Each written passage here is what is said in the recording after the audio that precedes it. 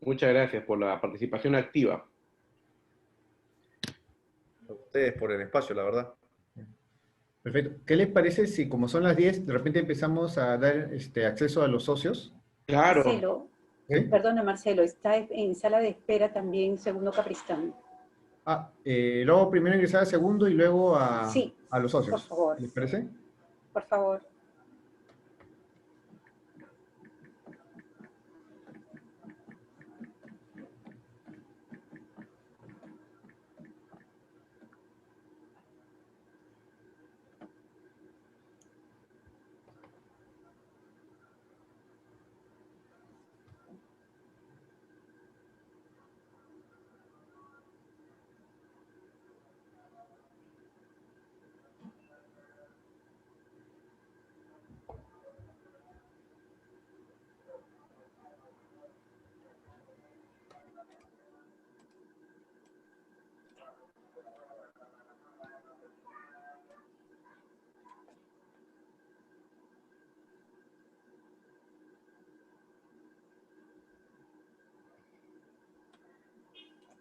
Segundo, buenos días. Estás en mute, por si acaso.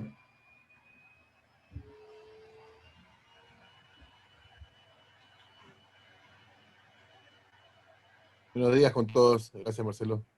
Señor Segundo, buen día, ¿cómo están? ¿Cómo Bien, estás? Pati. ¿Cómo estás? ¿Cómo están? hola segundo, buenos días, qué gusto. ¿Qué tal? Un gusto. Un gusto estar aquí con todos ustedes. Gracias. Justo segundo estaba comentando José Luis que lo recuerdo desde mis épocas de química suiza, que alguna vez hicimos algo en química suiza con su firma Bueno, y cómo ha pasado el tiempo y bueno, y desde esas épocas también que viene la formación de la Asociación Peruana de Finanzas fue que fundamos, ¿no? perfecto. Así es. Como es la vida, ¿cuánto tiempo ha pasado? ¿Qué les parece si ahora sí le doy acceso a los socios? ¿Les Claro que parece? sí, un Creo que gusto. sí. Perfecto. Gracias. Empiezo con la elección. Gracias. A ti, segundo.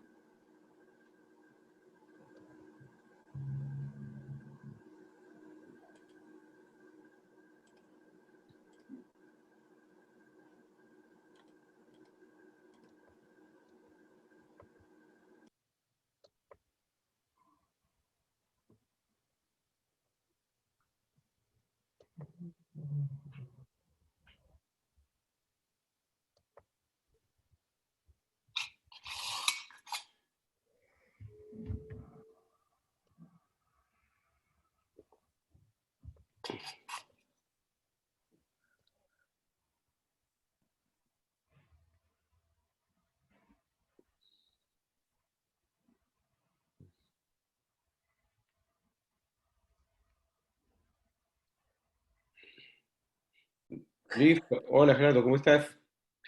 Bien, bien. Listo, comenzamos. Sí, perfecto. Bueno, por favor, micrófonos en mute. Buenos días, queridos socios, amigos de la Asociación Peruana de Finanzas.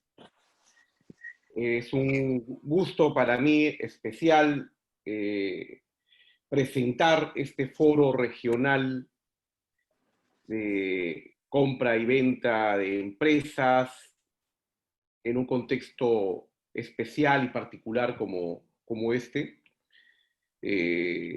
Definitivamente la coyuntura, lo extraordinario de la coyuntura está haciendo repensar a los directorios, a los accionistas de las empresas sobre sus planes de crecimiento y desarrollo.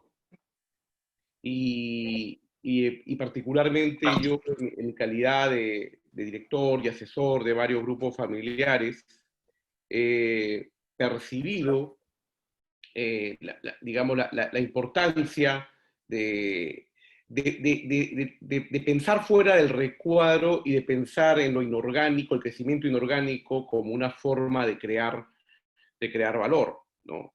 En este sentido, un evento como este regional de TGS, nuestro querido socio y sponsor en este evento, se vuelve muy pertinente, muy relevante y muy interesante, ¿no?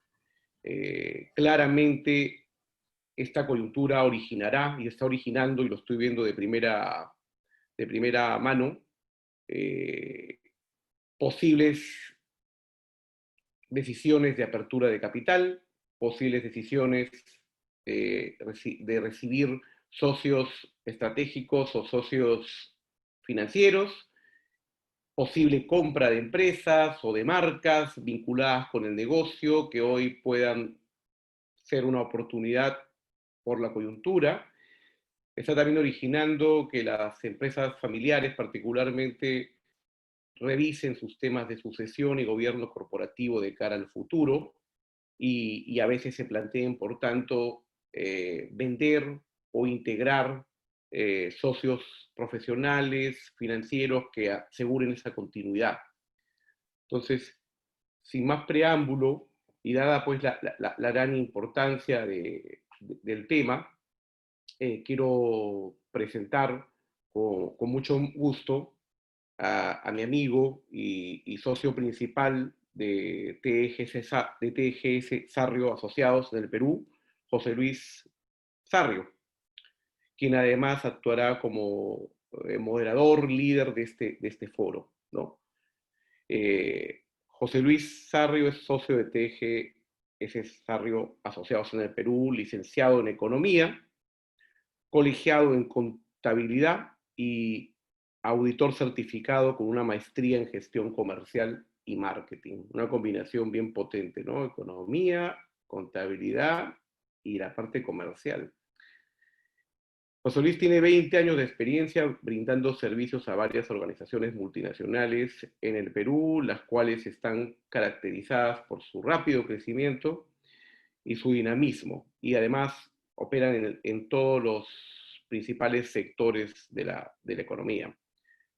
También está involucrado en el diseño y evaluación de planes estratégicos a largo plazo que identifiquen los drivers de valor y los riesgos de cada negocio y, por supuesto, las necesidades del cliente, ¿no? Teniendo como objetivo, obviamente, el maximizar el valor del negocio para el accionista. Además, ha liderado prácticas de fusiones y adquisiciones y de procesos de auditoría interna. Además, la firma y José Luis en particular han desarrollado actividades en el área de reestructuración y reorganización de empresas, procesos de insolvencia, tanto empresas nacionales como empresas internacionales, ¿no? Sin mucho más que decir, y con mucho gusto, te doy el pase, José Luis. Bienvenido y muchas gracias por tu gentileza y tu aporte. No, muchas gracias, Alejandro, y a la Asociación Peruana de Finanzas, a PEF por el espacio, a Patricia, a Marcelo, a Segundo, a todos. La verdad que muchísimas gracias por esto. Como bien mencionabas y siguiendo un poco la línea, nosotros también estamos viendo, y es un fenómeno que no solamente es circunscrito a Perú, sino en realidad a la región, ¿no? Lo vemos en toda la región, donde se están abriendo campos de oportunidades para fusiones, socios estratégicos, crecimiento orgánico. Como en toda la historia de las pandemias, tenemos ganadores y perdedores. Hay empresas que desafortunadamente no van a poder continuar, pero que tienen activos muy interesantes y muy importantes que seguramente para otros les puede resultar para penetrar ese mercado o esa zona geográfica. Y por el otro lado tienes a los ganadores que esta pandemia les ha permitido expandirse de una forma vertiginosa y eso también les ha ampliado el apetito por un crecimiento orgánico, ya sea por integración vertical o buscando nuevos mercados, ¿no? Entonces, es un tema que definitivamente no va solamente a Perú, sino que golpea a toda la región. Así que esperemos que esta charla o este webinar les guste a todos. Por favor, las preguntas que tengan lo pueden hacer a través del chat. Con mucho gusto las podemos ir resolviendo conforme también la exposición se va haciendo. La idea es hacerla un poco dinámica y que todos de alguna forma se vayan bastante contentos con lo mismo. Así que pasemos a la siguiente filmina, por favor. Bueno, les cuento un poquito de nosotros. TGS Sarrio es una firma, es una de las 6 firmas principales en el mercado peruano. TGS México, Rocha, tiene también, es una de las 10 principales firmas mexicanas. Y un poco de la red, es una red que se basa en Francia. Tenemos ya 70 firmas en el mundo, alrededor de 60 países. Y damos servicios obviamente de auditoría, impuestos, legal, consultoría y outsourcing. Siguiente, por favor. Nuestros expositores el día de hoy que nos voy a acompañar. Aquí voy a abrir un poco el Word. Bueno, está Carlos Canto. Carlos Canto es nuestro senior manager acá en Perú. Él es bachiller de administración por la Católica, tiene una maestría en administración y finanzas, en administración estratégica, perdón, y certificación profesional de fusiones y adquisiciones. Y ha trabajado, obviamente, tiene una harta experiencia en todo lo que son procesos de M&A, valorizaciones, planificación estratégica, joint venture, tanto en el sector público como también en el sector privado, ¿no? En el sector público él ha trabajado en programas del BID y ha sido asesor del ministro de Vivienda. En el caso de Horacio Rocha es nuestro socio principal también en México. Él es candidato a doctor, a PhD, y licenciado en Contaduría Pública, con maestría en Administración y Negocios, y doctorado en Administración y Dirección de Empresas, ¿no? Horacio siempre combina su práctica también con la cátedra.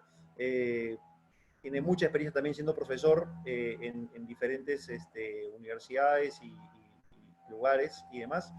Y también es presidente de la Comisión de Estatutos del Colegio de Contadores Públicos de México. Es decir, cualquier cambio normativo de las normas internacionales tienen que pasar por su comisión para poder ser revisadas, digeridas y después comunicadas para que sea aplicación en México. También nos acompaña Carlos Arata. Carlos Arata es del estudio Rubio Leguía Normand, abogado, tiene muchísima experiencia en procesos de financiamiento de proyectos, emisión en mercado de capitales, financiamiento corporativo, fusiones de adquisiciones, en diversos retails, ¿no? Diversos sectores, retail, energía, hidrocarburos, minería, infraestructura, etcétera, ¿no? Y lo ha hecho tanto en el mercado local como en el mercado internacional. La verdad que con Carlos hemos trabajado varios deals y la verdad es que muy excelente profesional. Así que, siguiente filmina, por favor. Vamos a ir saltando un poco de expositor a expositor, así que sé que la primera parte la va a comenzar primero Carlos Canto, así que le doy pase a Carlos, por favor, para que comience. Muchas gracias.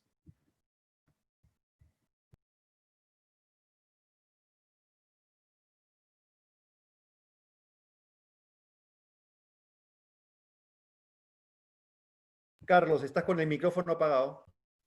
Muchas gracias, José Luis. Gracias a ustedes por estar ahí. Esperamos se encuentren muy bien. A ver, a lo largo del webinar vamos a compartir con ustedes los aspectos más importantes para que un proceso de compra y venta de empresa sea exitoso. Quiero empezar este webinar identificando con ustedes las 3 fases principales que todo proceso de compra y venta de empresa tiene. Siguiente diapositiva, por favor. A ver, independientemente del tamaño de las empresas, sea una empresa pequeña, una empresa mediana, una empresa grande, independientemente también de la jurisdicción geográfica, o sea, el mercado, los mercados a los que la empresa puede atender, siempre va a ser posible identificar estas 3 fases en los procesos de compra y venta de empresa. una primera fase que la denominamos el diseño estratégico, en la cual identificamos algunos aspectos generales de la empresa que va a ser comprada o de la empresa que deseamos vender. Cuál es la posición en el mercado, cuál es el tamaño de la empresa, hablando en términos de venta, cuál es el sector al que pertenece. En esta primera fase del diseño estratégico es muy importante realizar la valorización del negocio. Se ha demostrado a través de diversos estudios, a través de diversas investigaciones que se han realizado, que aquellas empresas que tienen una valorización realizada de manera técnica, objetiva y acorde a parámetros de mercado, van a tener muchas más probabilidades de concluir un proceso de compra o de venta de manera exitosa. En esta primera fase, elaboramos un long list, es una lista bastante amplia y bastante preliminar, de los principales interesados en adquirir una empresa o las potenciales empresas en ser vendidas. Y finalmente se elabora un documento que se conoce como un blind teaser, es un perfil ciego. La premisa acá fundamental es no revelar el nombre de la empresa, solamente describir algunas características generales como la tasa de crecimiento que la empresa ha tenido en los últimos años, el margen EBITDA, el margen bruto y algunos aspectos más cualitativos relacionados a la estrategia comercial. Luego pasamos a la siguiente etapa, que es ya el contacto con los potenciales interesados, que es cuando el documento que hemos elaborado, este blind teaser, se envía a los potenciales interesados. Van a ver quienes respondan que tienen deseos de continuar en el proceso. Con ellos se suele firmar un acuerdo de confidencialidad para proporcionarles mayor información. Y por lo general, en esta etapa se suelen recibir entre 3 o 4 ofertas no vinculantes, las denominadas MBO, de la cual se va a seleccionar la oferta que sea más atractiva para los accionistas de la empresa que está en venta. Y finalmente entramos a la etapa del cierre y la negociación, ¿no? Que es cuando ya ponemos la firma y cuando el deal se cierra. Estas 3 fases demoran aproximadamente entre 8 y 14 meses, son tiempos aproximados. Yo voy a dejarlos un momento con Carlos Arata, del Estudio Rubio, que nos va a comentar cuáles son las principales motivaciones que tienen tanto los vendedores como los compradores en los procesos de compra y venta. Carlos, por favor. Perdón, está en mute. Buenos días a todos, ¿cómo están? Gracias por la invitación a participar. Siguiente, por favor, diapositiva. Ok, como decía Carlos, la idea con esta diapositiva es un poco explorar rápidamente cuáles son los motivos que empujan a un vendedor a desprenderse de su empresa o a un comprador para adquirir una empresa. Básicamente, en el caso del comprador, la idea siempre es buscar sinergias, ¿no? Y como sinergia vamos a entender esa capacidad de que la unión de dos elementos sumen más que separados. O sea, yo siempre lo pongo como un ejemplo que 1 más 1, si formas una sinergia, ya no va a ser 2, sino que va a ser 3. ¿Okay? Entonces, eso es lo que se busca siempre cuando uno está comprando. Y eso puede, por ejemplo, presentarse cuando una empresa compra a uno de sus proveedores, porque le va a permitir reducir algunos costos. O compra a su competencia porque le va a permitir acceder a otro mercado, ¿no? Un ejemplo claro, por ejemplo, acá en el Perú, fue el crecimiento de las marcas de cerveza, ¿no? En Perú tenemos una característica muy especial, que hay cervezas muy regionales, ¿no? Y lo que hizo la Bacus, que, la principal cervecera del país, fue ir comprando a las cervezas regionales, porque de otra forma, entrar a competir con ellas era muy difícil. Entonces, en vez de hacer el gasto de competencia, decidió ir comprándolas. Y así fue creciendo estratégicamente en otros mercados en los que no tenía mucha presencia. Y eso es básicamente por el lado del comprador. Por el lado del vendedor, son también muchos los motivos que pueden empujar a vender. Uno, es algo que estamos viendo, como dijeron al principio Alejandro y José Luis, ¿no? Es algo que estamos viendo hoy mucho como consecuencia de la pandemia y de la crisis que esta ha generado. Muchas empresas han tomado la decisión de traer a un nuevo socio para poder continuar actividades, porque de lo contrario necesitan inyecciones de capital que no pueden ellos poner. El sistema financiero está bastante reacio a prestar y asumir mayores riesgos, entonces buscan inyecciones de capital y con eso traen nuevos socios. Otro motivo puede ser que también se ve mucho, es cuando ya aquella persona que fue la que creó la empresa, la hizo crecer, ya ha decidido retirarse y prevé algún tipo de problema entre sus familiares, y para evitarlo decide venderla y distribuir entre sus sucesores lo que corresponda, ¿no?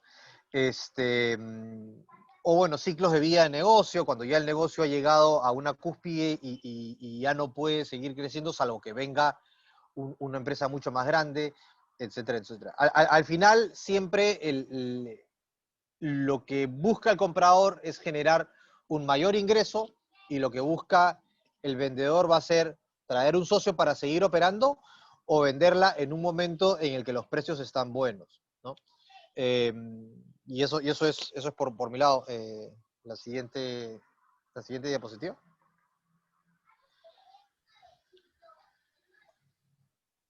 A ver, un poco en relación con lo que Carlos comentaba, en esta diapositiva voy a compartir con ustedes algunos casos emblemáticos de cuando una fusión o una compra de empresa se da para generar sinergias, se da con fines de diversificación, se da desde una perspectiva de inversión, o porque es una buena oportunidad. Se presenta una empresa que está a un buen precio y tenemos la caja o la palanca financiera necesaria para poderla adquirir. A ver, en el primer cuadrante, un caso bastante emblemático de la generación de sinergia fue la compra que realizó Disney hace más de 10 años, adquiere Pixar y Marvel. En el caso de Pixar, lo que hace Marvel es tener acceso a todo lo que es la animación de películas. En el caso de Marvel, no solamente compra una marca que ya de por sí tenía muchos fanáticos a nivel mundial, sino que compra todo un portafolio, vamos a llamarlo así, de nombres y de superhéroes que le ha permitido a Disney realizar pues, lanzamientos cinematográficos de éxito mundial. ¿Qué les da a Disney, a Pixar y a Marvel? La capacidad de comercializar y distribuir sus películas a nivel mundial en condiciones bastante ventajosas. Otros ejemplos clásicos son la compra de Pfizer con Warner Lambert, Grupo México con Florida East Coast. Este es un deal de hace más o menos 4 años, 2.100 millones de dólares aproximadamente. Lo que hace acá el Grupo México es generar una sinergia de ingresos. Con la compra de Florida East Coast tiene acceso a cerca de 550, 560 kilómetros de red ferroviaria en Estados Unidos. Hablando un poco de la diversificación y empresas que todos conocemos, como el caso de Apple. Apple adquiriendo en los 4 primeros meses de este año que hay pandemia, que hay una crisis y una recesión tremenda, adquiere una empresa de realidad virtual, NestVR. ¿Por qué compra Apple NestVR? ¿Por qué Apple ingresa al negocio de la realidad virtual? Muy sencillo, lo que ellos hacen es comprar capacidades. Compran una empresa que más o menos tiene 40 patentes para desarrollar eventos musicales y eventos deportivos en el campo de la realidad virtual. Bueno, Microsoft comprando LinkedIn hace algunos años, Alicor, una empresa muy conocida acá en Perú, comprando Intradetco, entrando a las categorías de cuidado del hogar y cuidado personal, ingresando a Bolivia mediante la adquisición de Sao y Fino. Cuando un M&A se realiza con una perspectiva de inversión, y yo creo que acá, tanto en México como en Perú, son muy activos los fondos de inversión y los family office, que suelen tomar una posición en el accionariado de la empresa con el fin de hacer una inversión, de generar un upside y generar tasas de retorno bastante atractivas. A ver, y los M&A por oportunidad, que bueno, que siempre los vemos y que en este caso el más representativo es yo creo que es el más representativo en la historia de Google. Google más o menos tiene 230 M&As realizados en los últimos 20 años, a una tasa de 10, 11 M&A por año, pero en el año 2005 Google compra Android. Android, que es una empresa que todos tenemos en nuestros smartphones. Android, que es una empresa que está presente hoy en día en el 80% de los teléfonos celulares. cuando Google tenía una caja, imagínense del volumen, de 8.000 millones de dólares. Tenía ventas cercanas a 10.000 millones, un EBITDA de 2.400 millones. Bueno, de repente alguien va, le ofrece a Android, una empresita que en ese momento la compró por 50 millones de dólares. Con la caja que Google tenía, pudo haber comprado, si la matemática no me falla, más o menos 160 Android. ¿Qué ha representado esto para Google? Bueno, es realmente un caso de éxito. El retorno sobre la inversión que Google ha tenido con esta compra es de 1.400 veces. A ver, yo los dejo un momentito más con Carlos Arata, que nos va a explicar cuáles son las principales variables que suelen evaluarse para la compra o para la venta de empresas.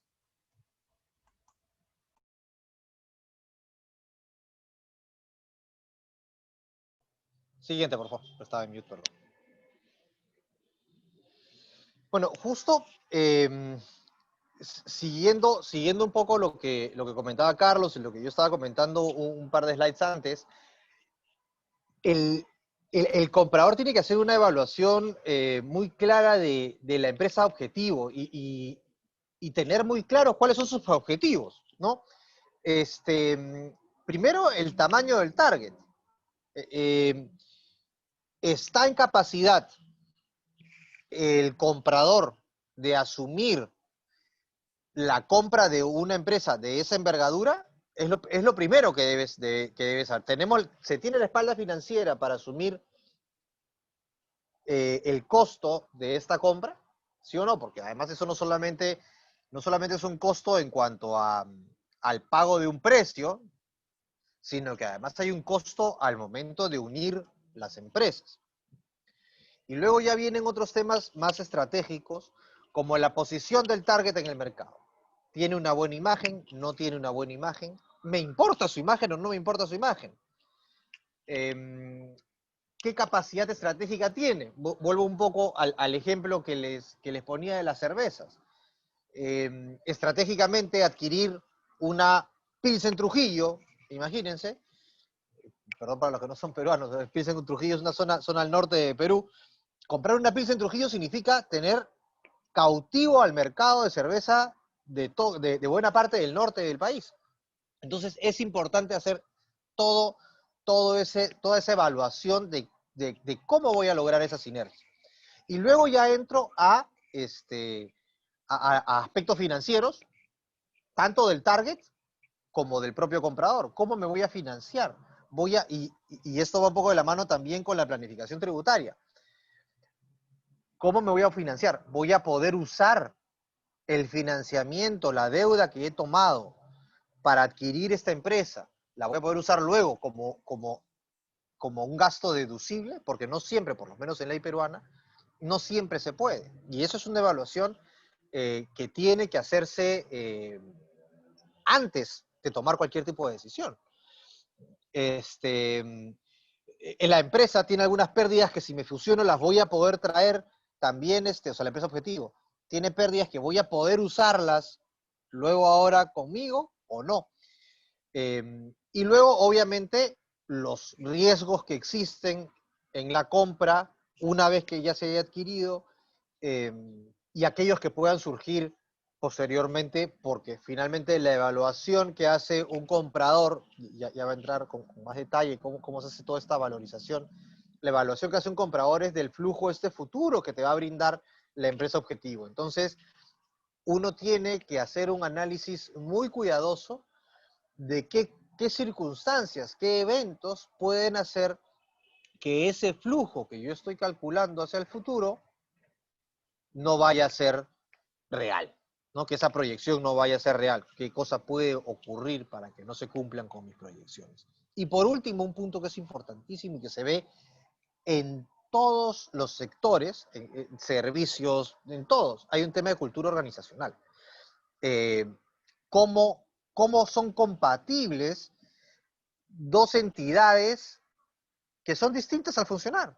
Finalmente las empresas son personas naturales, al final de cuentas, ¿no? Y se llevan adelante, funcionan en virtud de aquello que las personas naturales decimos que debe ocurrir. Por lo tanto, cuando se produce una fusión entre dos empresas, es inevitable que exista algún choque de culturas. Esto, como les digo, se ve a todo nivel. A nivel de empresas, a nivel de servicios, a nivel de estudios de abogados. Se ve. Y cómo se va a tratar ese choque de culturas es importantísimo. Es importantísimo. Bueno, con esto los dejo en la siguiente diapositiva, por favor. A ver, un poco en relación a lo que Carlos nos viene comentando, referente a la evaluación y a las variables de índole financiero que suelen considerarse en la valorización, en la evaluación de los negocios. Y yo quiero, de manera muy práctica, compartir con ustedes las metodologías que suelen utilizarse, tanto bancos de inversión, boutiques financieras, asesores y consultores para valorizar una empresa. Son dos las metodologías que por lo general se utilizan. Múltiplos de mercado y los flujos de caja descontado. Siguiente diapositiva, por favor.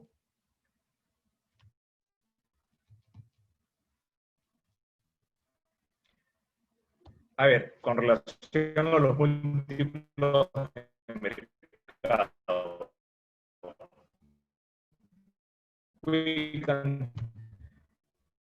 Esto es una metodología de aplicación y el valor de una empresa cuando se tienen algunas metas. Yo acá, para fines prácticos, de 4 empresas, 2 empresas mexicanas, FEMSA y Bimbo, y 2 empresas peruanas, Alicor y Ferreiros. Acá tenemos los EBITDA proyectados para los próximos 12 meses por el consenso de mercado. En el caso de FEMSA estamos con un EBITDA de $3.500 millones. En el caso de Bimbo, cerca de 2.000 millones. En el caso de Alicor, 350 millones de dólares aproximadamente. Y en el caso de Ferreiros, cerca de 180 millones. En la siguiente columna tenemos los múltiplos de mercado, los famosos múltiplos de mercado. Estos múltiplos, bueno, en nuestro caso nos lo provee Eikon Reuter, que es nuestro proveedor de información financiera.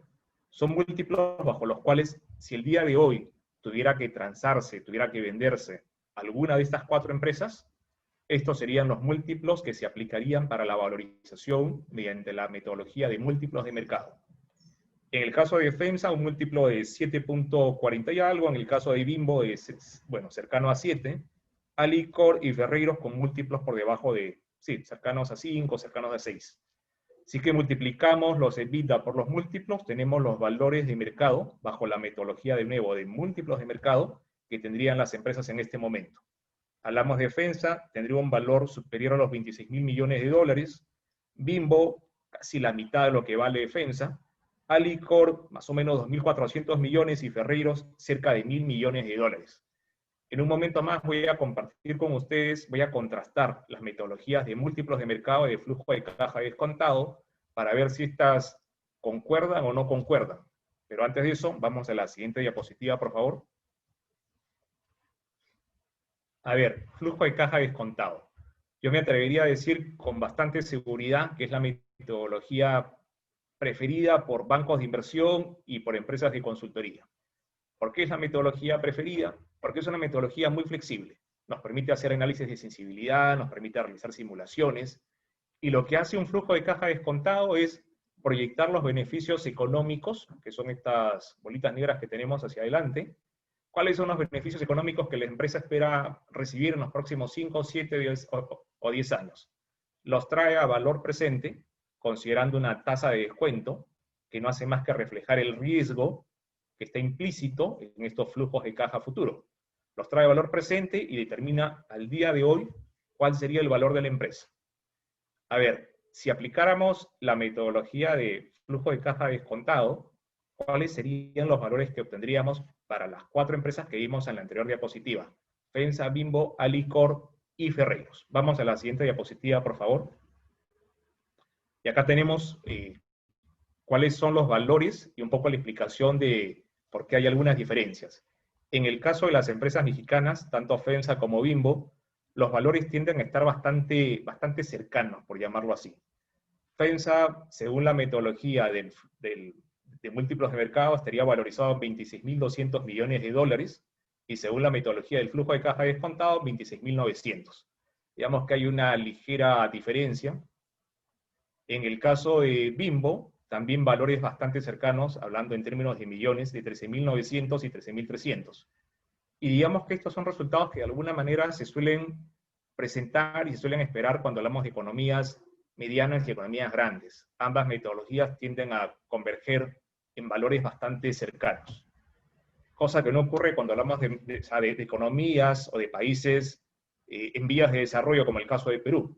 Tenemos el caso de Alicor y Ferreyros, donde sí encontramos una diferencia, yo diría una diferencia sustancial, casi 1.000 millones de diferencia en cuanto a en términos de valorización entre una metodología y otra para el caso de Alicor, y casi 400 millones de diferencia en el caso de Ferreyros, ¿no? Esto se explica básicamente por el tamaño de nuestra economía y porque siempre esta información es un poco más imprecisa cuando hablamos de economías emergentes. Siguiente diapositiva, por favor. Con respecto a la búsqueda de interesados. Carlos, ¿me puedes hacer un comentario? Claro que sí, Horacio, por favor. Perdón que te interrumpa. Y buenos días a todos. Y gracias por la invitación.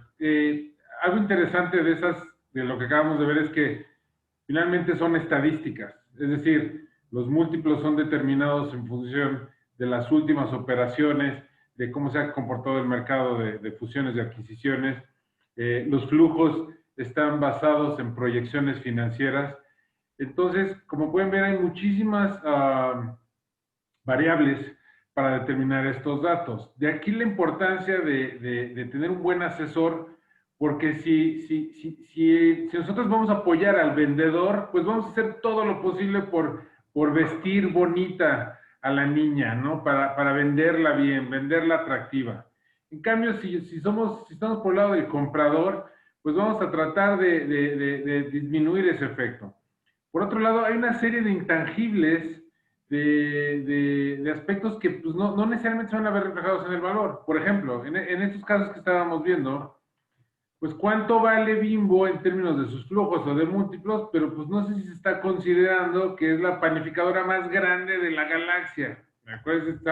No, es dificilísimo hacerle competencia a Bimbo.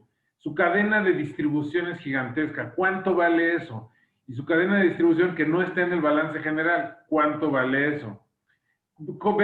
Versus otra panificadora industrial. O el caso de FEMSA que mencionaba, ¿no? O sea, que ya le está una empresa que se dedicaba a vender Coca-Cola, es un distribuidor de Coca-Cola, de cerveza, pero ahora es una empresa que le está haciendo competencia a los bancos con tiendas de conveniencia, donde me parece que está abriendo más de 500 unidades al año. No, ningún banco puede competir con eso.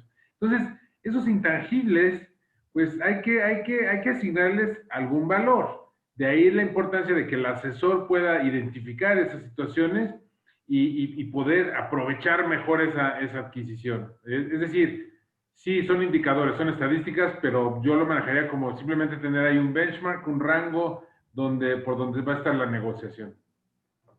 Perdón, adelante. No, Horacio, muchas gracias y muy pertinente tus comentarios.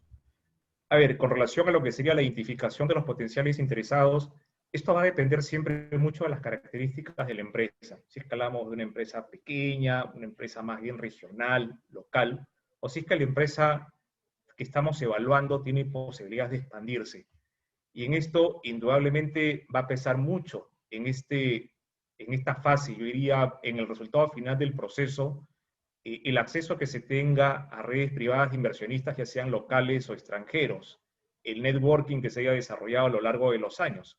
Y obviamente, en el caso de las firmas consultoras, el ser parte de una red global de oficinas.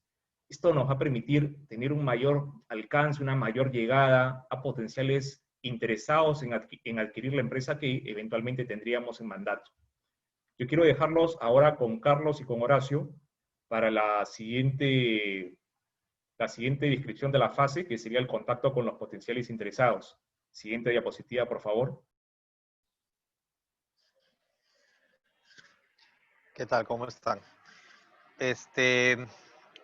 Bueno, el primer paso, una vez que ya se han identificado a los potenciales compradores con este análisis que ya comentó Carlos, para ver quiénes pueden estar interesados, de qué tamaño es el target, para ver si es que este tipo de empresa va a mirarla o no va a mirarla.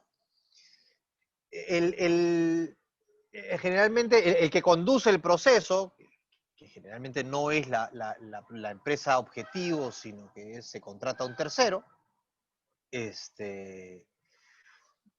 crea un proceso, y parte de ese proceso es que una vez que alguien ha sido invitado, y que recibe este llamado blind teaser, debe enviar una oferta no vinculante, ¿ya? Como su nombre lo dice, es una oferta que no te vincula, ¿ya? Es una oferta que no te obliga a cerrar un contrato, ¿ya? Y por eso justamente es que se ponen una serie de condiciones. Pero claramente la oferta tiene que hacer referencia a qué cosa es lo que estoy comprando, cuánto es que estimo que lo voy a comprar, ¿ya? ¿Qué condiciones voy a poner yo para que ese estimado de precio vaya a ser correcto? Porque ahí es donde se va a decir, ojo, yo estoy estimando que lo que me estás diciendo en el blind teaser es correcto, pero igual yo voy a hacer mi propia evaluación financiera. Ojo, estoy estimando que es una empresa, por ejemplo, por decir cualquier cosa, libre de deuda. Ojo, estoy estimando que en mi due diligence legal no me va a salir ninguna contingencia que vaya a tener que pagar de acá a los próximos años, etc. Entonces, y luego obviamente va a haber una serie de condiciones para que de aceptarse esta oferta se formalice. Luego hay un cuarto punto que es el de la exclusividad, que obviamente cuando estamos hablando de un proceso competitivo no es aplicable, ¿no? La exclusividad va a ir cuando estás conversando en una negociación bilateral. Es un comprador y un vendedor. Si se ha iniciado un proceso en el que se compite entre varios interesados, obviamente no podemos estar hablando de confidencialidad, de exclusividad. Y tenemos luego la confidencialidad, que obviamente es una cláusula muy importante porque el vendedor quiere asegurarse que aquellos que vayan a entrar y hurgar en su información, hurgar en todo aquello que signifique que le da valor a la empresa, no vaya a ser compartido por terceros o no vaya a ser usado por esos potenciales compradores luego para su propio beneficio y no para la transacción, que ha ocurrido muchísimas veces. ¿Okay? Entonces, esa cláusula de confidencialidad para el vendedor es muy importante y debe ser una cláusula dura, que abarque no solamente al comprador, sino a sus asesores legales, a sus asesores externos, ¿no? Legales, financieros, lo que fuere. Y por último tenemos esta cláusula de ley y jurisdicción aplicable, en la que siempre tenemos mucha discusión, ¿ya? Aunque a veces se lee rápido, termina siendo una cláusula que se discute porque lamentablemente en países como Perú, la confianza de los inversionistas en su poder judicial es cercana a nula. Entonces, muchas veces las transacciones de determinado tamaño terminan sujetándose a normas internacionales, a normas generalmente de Nueva York. Entonces, no llega a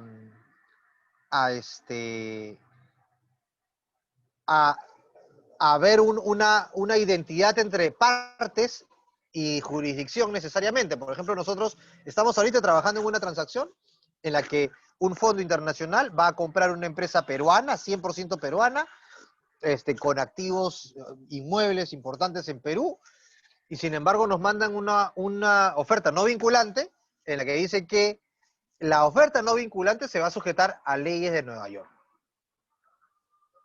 ¿Por qué? ¿No? Obviamente cuando estás en el otro lado, de repente sí lo pides. Pero hay conceptos, sí es cierto que hay conceptos de este tipo de ofertas y luego de los contratos de compra que para un juez, lamentablemente, no llegan a ser fáciles de digerir, y por lo tanto a veces puede tener sentido, ¿no? Pero tratamos siempre que la ley sea la ley peruana. Con eso termino esta diapositiva. Dejo Horacio, creo, ¿no? Carlos. Bueno, pues, pasamos a la parte de la auditoría de compra. Es importante que la gente se dé cuenta que cuando hay una compra, alguna fusión de una empresa, es un momento importante para ambas partes. No es una operación que se hace todos los días. Representa evolución. A la persona que está comprando la empresa, pues está haciendo una inversión y espera un retorno. El vendedor, pues tal vez está cosechando lo que sembró durante años. Entonces, o sea, es importante darse cuenta de que esta operación, que representa bastante para las partes, nosotros, los asesores, al participar en alguna de las etapas, en la parte legal, en la parte financiera, en la parte de auditoría, etcétera, pues nuestra función es llevarlo a buen término. No quiere decir que vamos a lograr que sí ocurra la operación o que no ocurra. Simplemente el resultado que vaya a ser va a ser, pero que sea de una manera satisfactoria para ambas partes. Eso es algo importante. Cuando nos hablan para hacer una auditoría de compra, que mucha gente lo conoce como un due diligence, ¿no? Y digo, esa es la costumbre. Due diligence, traducido como el debido proceso. Hay muchos tipos de due diligence, pero bueno, mucha gente lo conoce como el due diligence a la auditoría de compra. ¿Qué hacemos? Somos contratados para ir y revisar a la empresa objetivo, al target, para tratar de salvaguardar lo más posible riesgos que pueda haber. ¿De acuerdo? Entonces, el comprador normalmente va y contrata a un auditor, ve y revisa esta empresa que la voy a comprar. Imagínense que ustedes están comprando un vehículo, un auto usado, y quieres ver pues, que el motor esté bien y que no tenga vicios ocultos y que no se vaya a tronar al otro día, ¿no? Entonces, lo que les comento es que pues, normalmente esto va a ser imprevisto, va a haber poco tiempo, va a haber un plazo muy corto para entrar y hacer este trabajo, que además, pues tratándose de operaciones importantes, pues no queremos dilatar, no queremos nosotros retrasarlo. Como tenemos el tiempo limitado, pues se vuelve fundamental el planear adecuadamente con el comprador para priorizar la revisión. Aquí es importante comprender, como ya se mencionó anteriormente, por qué se está adquiriendo esta empresa, cuál es el objetivo. Son sus activos fijos, son su lista de clientes, su capacidad de producción, su tecnología, sus intangibles, sus empleados, su know-how, sus contratos con el gobierno, etcétera, etcétera. ¿No? Saber cuál es o es todo en conjunto. Entonces, comprender cuáles esos objetivos prioritarios en términos de la adquisición, porque obviamente se va a poner especial atención en verificar que esos activos que se quieren adquirir, pues bueno, que vengan de la mejor manera posible.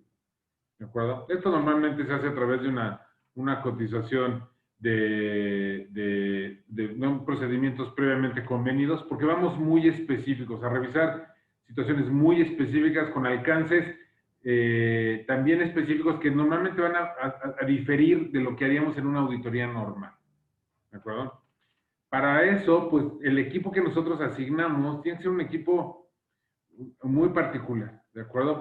Obviamente van a tener experiencia en auditoría, pero tiene que ser muy diversificado. Tiene que haber gente que tenga experiencia en auditoría interna, gente que tenga experiencia en finanzas, el equipo tiene que tener gente que pueda ver aspectos legales, de seguridad social, aspectos laborales, porque tenemos que atacar muchos frentes en un momento, ¿de acuerdo? Y estas personas tienen que entender el objetivo de esta auditoría de compra y enfocarse, evidentemente, a lograr ese resultado, que le podamos decir a nuestro cliente, adelante, esta es una empresa que sí se puede adquirir o no se puede adquirir, o tenemos estos riesgos para que él decida, ¿de acuerdo? O decir, aquí tenemos estas debilidades, aquí tenemos este problema, vamos a meter alguna salvaguarda, vamos a meter alguna condición para que se lleve a buen fin, ¿de acuerdo? Esa operación. Pasamos adelante. Carlos, te paso el micrófono. Gracias. Bueno, esa es la parte del due diligence, de la auditoría, el trabajo. Primero, como bien decía Horacio, armar un equipo es vital. Un equipo con experiencia en auditorías, en estos due diligence, porque normalmente el que ya lo ha hecho antes va directo a donde se encuentra el problema. O sea, ya el ojo te llama y lo encuentras, ¿no? Entonces, Y además es muy importante al momento de conformar este equipo que se tenga experiencia no solo en auditorías, sino también en el sector. ¿Ya? El sector del cual estamos hablando es muy importante. ¿Y por qué? Porque surgen cosas que no necesariamente surgen en otros lados. Y como experiencia les cuento, una vez yo cuando estaba recién empezando mi carrera, tuve que hacer un due diligence de una empresa minera. Y me tocó revisar el contrato de compra de llantas de los camiones. Entonces, a una mirada inexperta, ¿ya? Estás comprando llantas. No es un contrato de compra de llantas. No importa. ¿Ya? No es algo que uno diga, wow, ¿no? Contrato de compra de llantas. Y la cosa es que lo miré muy por encima y pasan unos días y tenemos una llamada con el cliente y me dicen, bueno, y preguntan, ¿no? Bueno, ¿y quién ha visto el contrato de compra de llantas? Yo levanto la mano y me dicen, bueno, ¿y qué? ¿Ya están trayendo nuevas llantas? ¿Ya hicieron la revisión de las llantas? Entonces, son respuestas que no tenía. Esa es la verdad. ¿Y por qué? Porque estas llantas, no sé si saben, estas llantas pues, que son de 3 metros de alto para los grandes tractores, se demoran en producirse 6 meses, 7 meses. Entonces, no es que uno vaya al grifo de la esquina y se compre una llanta. ¿No? Entonces, son cosas que ocurren cuando uno no tiene experiencia necesariamente en el sector del que se está hablando. Entonces, la formación de un equipo que vea todos los aspectos de la empresa objetivo es muy importante. Obviamente, no solo el legal, ¿no? Hay un due diligence financiero, contable, para ver qué cosa está pasando con los aspectos tributarios de la empresa, si ha estado declarando bien sus impuestos, si ha estado realizando correctamente sus deducciones. El tema tecnológico, si es que la empresa tiene un componente tecnológico importante, es básico. Nosotros hemos trabajado con varias empresas en las que al final ciertas tecnologías no eran compatibles y por lo tanto se iba a tener que hacer un gasto importante para el cambio de tecnología. Y entonces eso lo terminas poniendo en el precio, ¿no? El due diligence técnico ambiental cada día es más importante, ¿no? Y sobre todo hay obviamente industrias que tienen mucho mayor, en las que este punto tiene mucho más importancia, ¿no? El due diligence ético y reputacional. Hoy, obviamente, ya hay empresas especializadas de compliance en hacer esta revisión, en ver si es que la empresa tiene implementadas medidas de anticorrupción, no solo con el Estado, sino también privadas. Y si es que además de tenerlas, las viene cumpliendo. Y por último, si es que hay un componente de inmuebles importante dentro de la transacción, obviamente tiene que haber una valorización de estos inmuebles, ¿no? Entonces, el due diligence, como vamos a ver más adelante al momento de hablar un poco del contrato, el due diligence es vital. Lamentablemente, por lo menos en el mercado peruano, el due diligence ha perdido un poco de importancia. Pero es algo que de verdad, si están pensando comprar una empresa, es muy importante, e incluso si están pensando vender una empresa. También se trabaja a veces en el due diligence del vendedor, cosa que el vendedor ya anticipa qué cosa es lo que va a tener que solucionar para poder conseguir un buen precio a su empresa. Un poco lo que decíamos, lo que decía Horacio antes de vestir a la novia, ¿no? Se le va arreglando los problemas que tiene, se van solucionando, cosa que no se levantan luego, no son levantados luego por el comprador y puede obtenerse un mejor precio. ¿Ok? Entonces los dejo en la siguiente, por favor.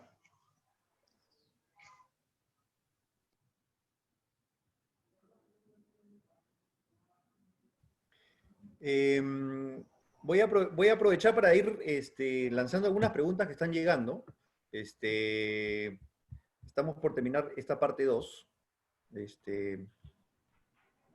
Así que se las leo y se las voy lanzando a ambos, Carlos y a Horacio. En todo caso, lo voy a tratar de direccionar de la mejor forma posible. En el caso de crear una empresa, eso también se mencionó, no pública, ¿Cuál es el mejor método para valorizarla? Eso creo que Carlos Canto lo puede resolver. Bueno, en el caso de que sea una empresa privada, siempre la metodología o el método de flujo de caja descontado va a ser mucho más flexible de poderlo aplicar que el método de múltiplos de mercado, ¿no? Ahí en el caso de una empresa, bueno, que no cotice, podríamos tener como limitación el acceso a múltiplos representativos. Ese yo diría que es el mejor método, ¿no? El de flujo de caja descontado. Genial. Hay dos preguntas que se pueden juntar. Está preguntando cómo se determina que un negocio llegó a su ciclo de vida, o mejor dicho, cómo saber en qué momento vender una empresa.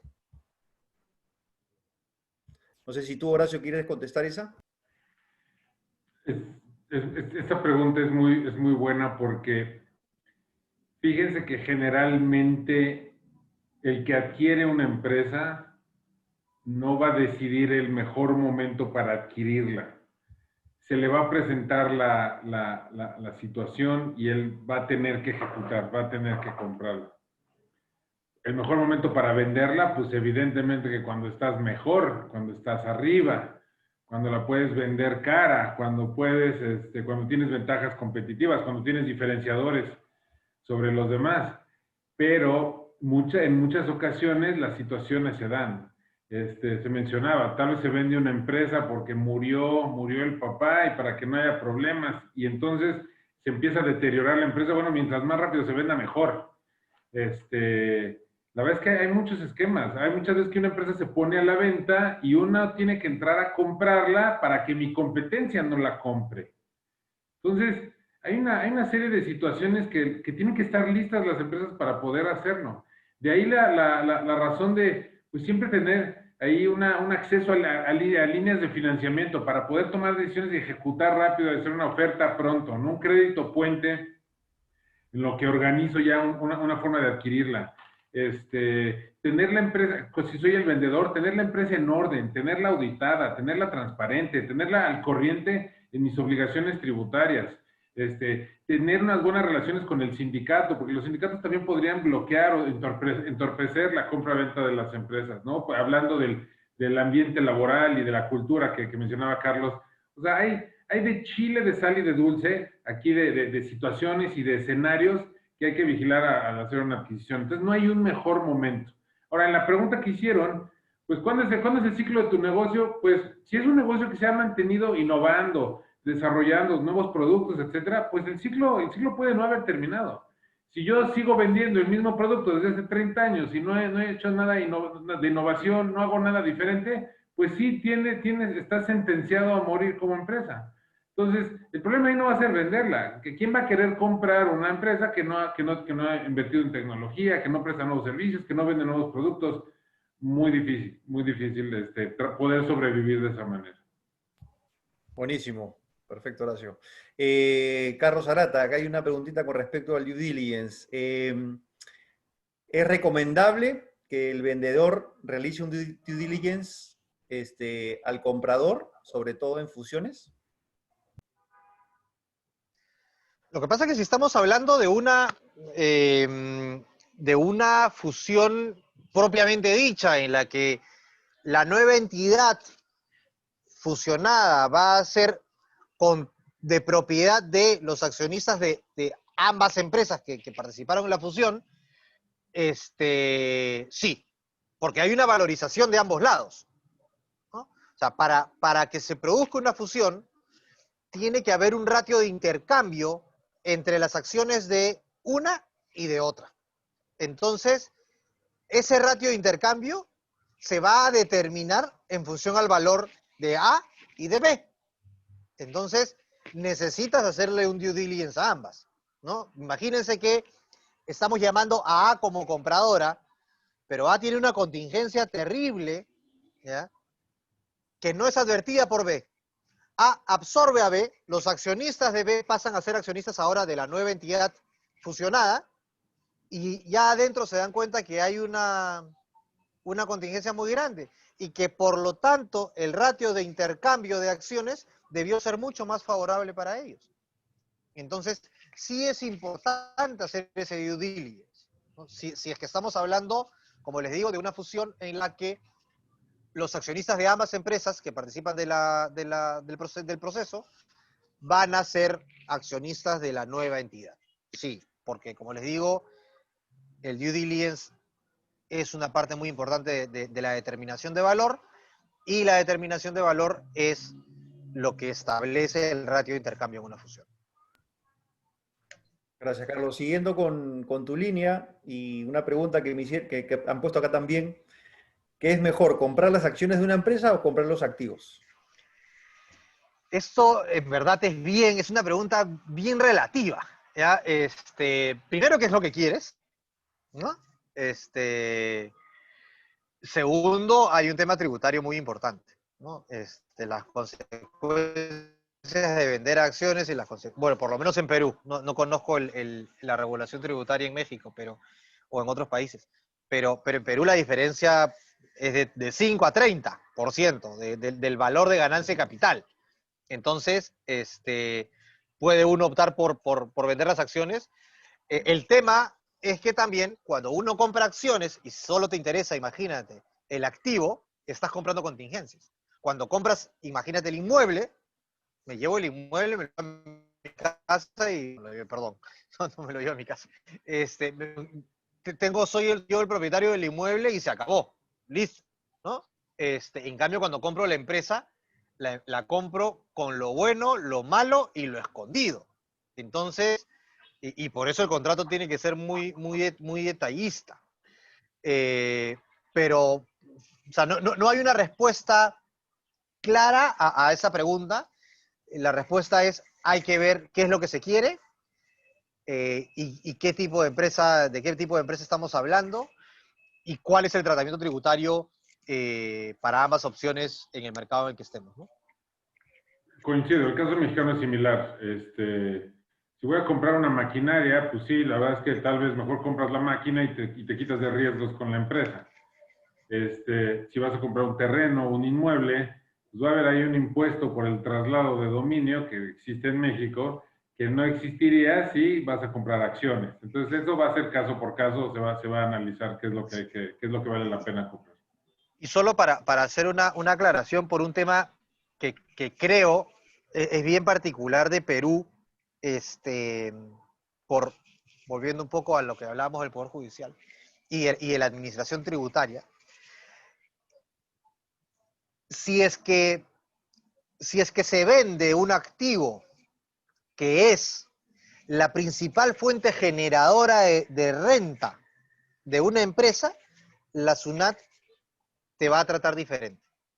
O sea, porque va a decir que en verdad las obligaciones tributarias van a perseguir ese activo. O puede decir que las obligaciones tributarias persiguen al activo. Porque es la principal fuente de generación de riqueza. O sea, de renta. Y más o menos lo mismo pasa a nivel del Poder Judicial con las obligaciones laborales. Si la empresa se desprende de sus principales activos, con lo cual básicamente estás destinando a la empresa a quebrar o a cerrar porque ya no tienes activo, los trabajadores podrían perseguir al nuevo dueño del activo. Suena loco, suena raro, suena injusto, pero es algo que hay que tener mucho cuidado cuando se compran cosas acá en el Perú. Con eso sí, lo que ya la pregunta. Bien, vale. Y la última pregunta para seguir con la presentación para Carlos Canto. ¿De dónde se originan los múltiplos? Es una muy buena pregunta. Los múltiplos se originan de transacciones de empresas comparables. ¿Cómo los obtienes? Bueno, sí, ahí hay cierta limitación, vamos a decir que no es información que esté públicamente disponible. Por lo general, hay proveedores de información financiera, empresas muy especializadas, en nuestro caso es Seicon Reuters, quienes proveen los múltiplos de mercado, ¿no? Tanto los múltiplos históricos como los múltiplos proyectados. Eso es. Gracias. Sigamos, no sé si faltaba algo del due diligence para cerrar la parte 2 y pasar a la parte 3. Sí, sigo con este slide. Bueno, el due diligence, por el lado del vendedor, ¿ya? es un proceso pesado para el vendedor. Es un proceso en el que el vendedor va a tener que recopilar muchísima información. Ya antes, hace unos 10, 15 años, los due diligence se hacían presenciales. El vendedor guardaba una oficina especial donde ponía toda la información que iban a tener que revisar los asesores financieros y legales. Hoy ya todo es digital, ¿no? Pero supone también un esfuerzo adicional, porque hay que estar digitalizando toda la información, subirla eventualmente a la nube y ordenarla. Es importante que sea muy ordenada. Y es importante establecer un personal clave con el cual los distintos asesores de los compradores, de los potenciales compradores, van a tener contacto. Dirigirle las preguntas, porque si no todo el mundo empieza a disparar. El due diligence, como vamos a ver más adelante, es el que determina en buena medida el contenido del contrato y la responsabilidad de las partes. Por lo tanto, la entrega de información y lo que se está entregando es vital, y es vital tenerlo ordenado. He tenido varias transacciones en las que el vendedor, por querer ahorrarse unos centavos, no ha contratado una de estas empresas especializadas, llámese Intralinks, Merrill, que te permiten organizar muy, muy bien la información, te permiten saber quién y cuándo ha accedido a qué información y a cuál no accedió, te llega un correo cuando hay algún tipo de actualización, etcétera, etcétera. Entonces, eso, cuando estamos hablando de transacciones relevantes, es importante. Es muy importante para cuidarse en salud luego, porque si después pasa, como vamos a ver, que dicen, no, yo sí te la di. Oye, pues no me la diste, no, te la mandé por correo, no, ¿no? Entonces, el vendedor tiene que cuidar mucho de dejar un paper trail, una evidencia de la entrega de información y revelar la verdad, todo lo que tiene. No ocultar nada. Si es que hay alguna contingencia, decirla de frente, mira, sí, tenemos este problema.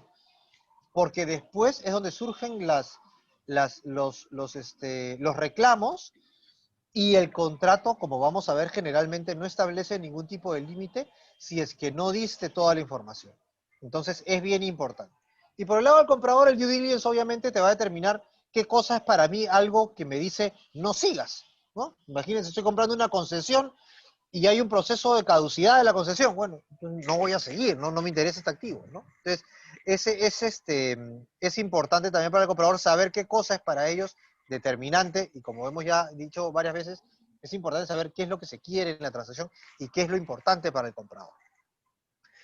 Ok, con eso termino la 19. Siguiente, por favor.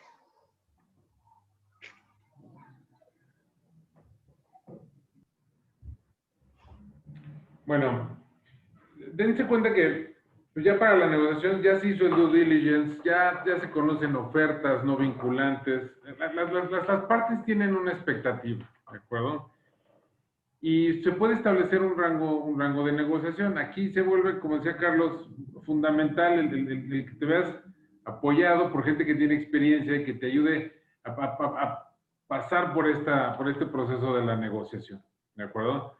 Porque obviamente el vendedor quiere vender caro, el comprador quiere comprar barato o a un precio que para él sea adecuado. Dense cuenta que aquí no hay justicia, no es de un precio justo. Esto no es aquí no es de justicia, aquí es de oferta y demanda y obviamente de estrategia en la negociación.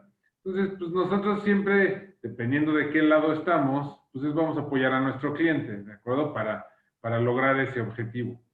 Evidentemente que si estamos del lado del comprador y lo apoyamos a hacer el due diligence, todas estas auditorías de compra, auditoría legal, laboral, financiera, contable, tributaria, etcétera, pues nos vamos a apoyar en esas conclusiones, ¿de acuerdo? Vamos a indicar potenciales riesgos, a ver situaciones que podrían estar mejor. Es por eso que normalmente el precio va a tender a bajar y no va a tender a subir. ¿De acuerdo? Y bueno, parte de nosotros asesorando al comprador, pues esa va a ser la intención, obviamente sin romper la negociación. Ahora, es rara la empresa que no tiene algún pecado, algún riesgo, alguna debilidad, ¿de acuerdo? Pero entonces, dependiendo del tipo de riesgo que hay, pues bueno, se ponen salvaguardas y se ponen condiciones. Mientras no sea un deal breaker, algo que de verdad yo no puedo con eso, pues entonces se pueden ir poniendo esos candados y esas salvaguardas, ¿no? Por ejemplo, no sé, cuestiones laborales, donde la gente ya tiene muchísima antigüedad en la empresa y tú puedes decir, oye, yo no quiero cargar con ese pasivo laboral, liquida a las personas y luego vuelven a entrar a trabajar conmigo. Pero vamos solventando eso, no quiero yo arrastrar ese problema, ¿de acuerdo? Y se empiezan a negociar otras situaciones, si nos ponemos de acuerdo en precio, pues para entregar la operación. Aquí se vuelve bien importante que todo quede muy bien documentado, ¿no? Establecer cuál sería la fecha de operación. Porque yo te puedo hacer una revisión ahorita, pasan 6 meses y no nos ponemos de acuerdo, pues ya pueden haber ocurrido muchísimas situaciones que cambia el valor, que aumentaron los riesgos, que disminuyó el potencial de la empresa, lo que sea. Entonces, hay que ponerle fechas muy, muy claras. Y acordar situaciones como, pues, ¿cómo me vas a entregar la empresa? ¿Con qué nivel de efectivo? ¿Con cuántos días de inventario? ¿Qué pasa con los puestos clave? Directores, gerentes, supervisores, etcétera. ¿Quién se va a quedar a trabajar? ¿Quién no? ¿De acuerdo? ¿Y quién ya no puede trabajar aquí? ¿De acuerdo? Hay muchas veces que se hace la adquisición de una empresa, pero yo necesito que el director, o el dueño, el que me la está vendiendo, me interesa que sigas trabajando todavía un periodo, algunos años, en lo que me haces la entrega. Se puede acordar eso. ¿De acuerdo? Entonces, hay que ponerse de acuerdo de cómo vamos a comunicar a los empleados, cómo se le avisa a todos estos stakeholders, todos estos grupos de interés, cómo se va a anunciar, como una adquisición, como una fusión, como una nueva etapa o la muerte de una etapa, etcétera, etcétera. ¿De acuerdo? Negociar con proveedores, asegurarnos que van a seguir vendiendo independientemente de quién sea los dueños. ¿De acuerdo? Al mercado, en caso de una empresa pública, hay que vigilar muy bien los términos legales porque hay responsabilidades legales en estos anuncios. Y luego, pues bueno, todos los aspectos legales, ¿no? Si va a ser una compra-venta de acciones, una compra-venta de activos, salvaguardas, etcétera, etcétera, etcétera. Avanzamos, por favor. Están haciendo preguntas aquí en el chat, pero hay muchas formas de pagar. La verdad es que aquí la creatividad pues sería el límite, ¿de acuerdo? Digo, operaciones pequeñas, cortas, pues obviamente que tal vez lo más simple es hacer una operación de contado, me vendes la empresa, te pago y tan, ¿no? Es muy transparente, es muy claro para todo mundo y pues no nos metemos en mayores problemas. Entonces, si yo estoy comprando el salón de belleza de la esquina, no sé, la cadena de 3 ferreterías, pues puede ser una operación muy rápida, muy sencilla.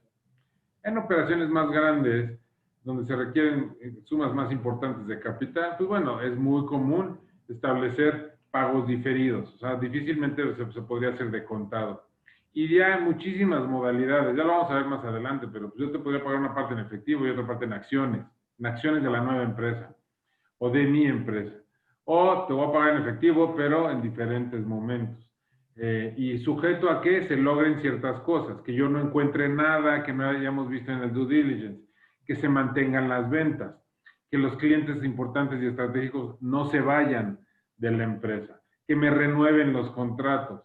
Eso es muy común, por ejemplo, en la venta de despachos, de firmas de contadores públicos, ¿no? O sea, dependemos de que los clientes sigan contratando al despacho, entonces se establecen esas condiciones, esas etapas, ¿de acuerdo? Además, pues bueno, el hecho de pagar a plazos, ¿de acuerdo? Pues le da oportunidad al comprador de conocer mejor lo que acaba de adquirir, de detectar fantasmas en el armario, ¿no? Ver si hay situaciones que no se habían detectado, ¿de acuerdo? Y por eso, por lo mismo, bueno, también que quede muy claro esos benchmarks, esas etapas en la negociación y poner penalizaciones si se cumple o no se cumple, o si se ocurren ciertas situaciones. Ojo, es una negociación para las dos partes, entonces, mientras más se contemple estas contingencias, pues va a ser mejor para todo el mundo. ¿Avanzamos?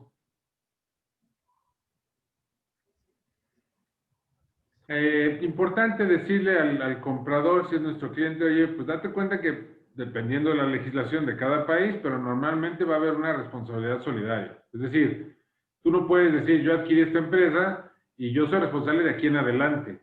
Pues no, si tú adquieres una empresa, pues también eres responsable de lo que ocurrió antes.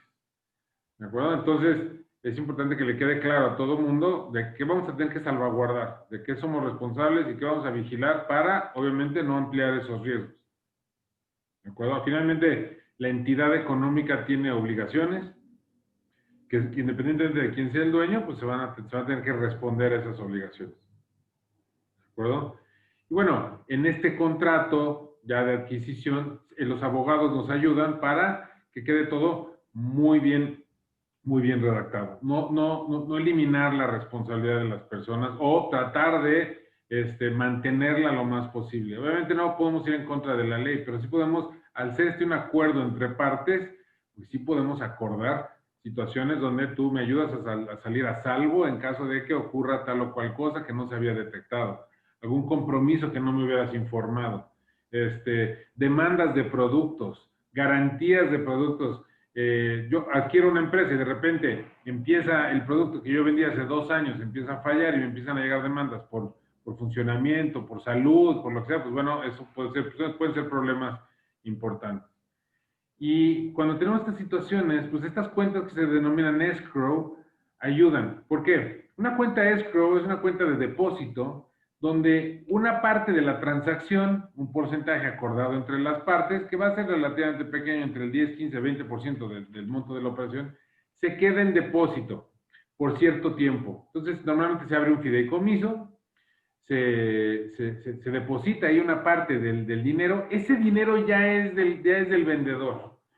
Ese dinero va a estar produciendo, va a estar generando rendimientos y todos esos rendimientos eventualmente van a ser para el vendedor. Pero esa cuenta queda en depósito durante X periodo en lo que detectamos si hubo algún riesgo, si hubo algún problema, si hubo algún vicio oculto en la empresa. Es como si, de repente salió una humedad en la casa vieja que acabo de comprar. Bueno, se toma dinero de esa cuenta escrow, se soluciona el problema y después ya se entrega. Entonces, se hace a través de un fideicomiso para que el banco, cuando se reúne, se cumple el plazo, se reúnen los requisitos, el banco libere esos fondos que eran originalmente y siguen siendo del vendedor. Pero una vez que se hayan cumplido esos objetivos. ¿Avanzamos?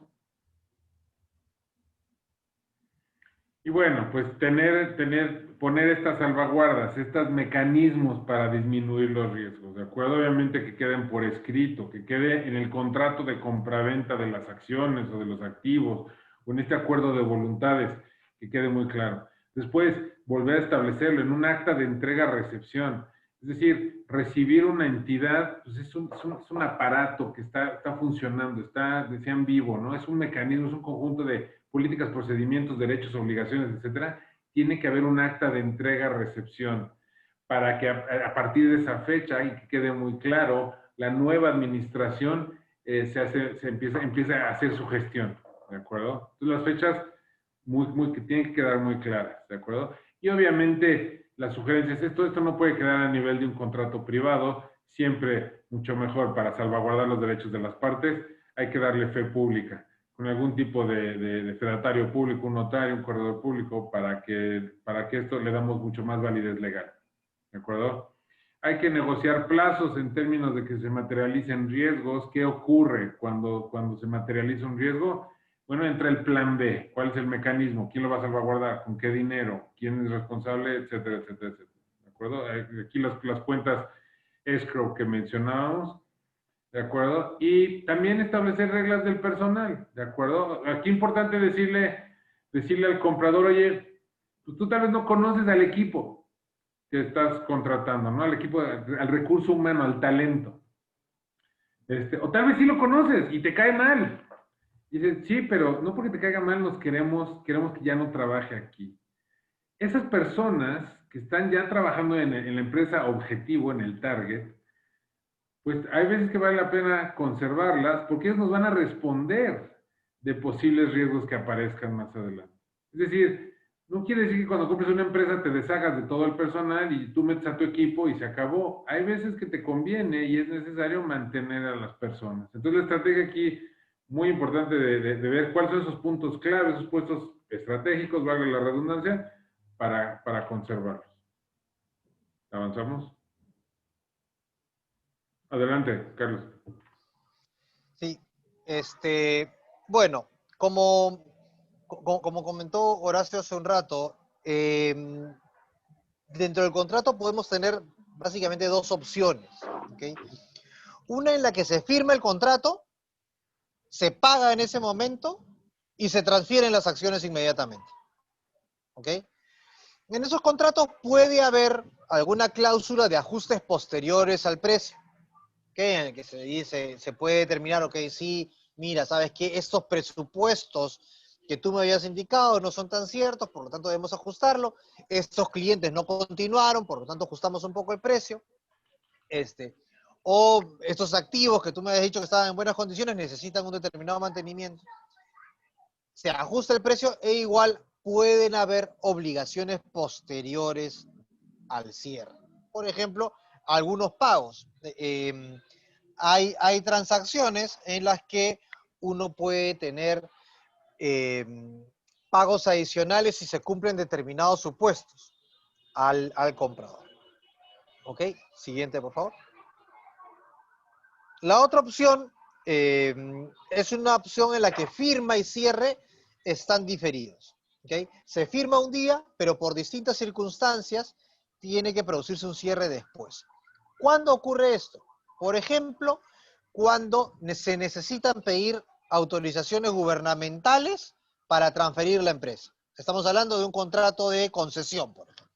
Es un contrato de concesión en el que bajo ese contrato de concesión, la transferencia de acciones necesita algún tipo de autorización del gobierno, del concedente. Entonces, se firma el contrato, se le presentan los papeles al concedente, este aprueba y una vez que se aprueba, se firma.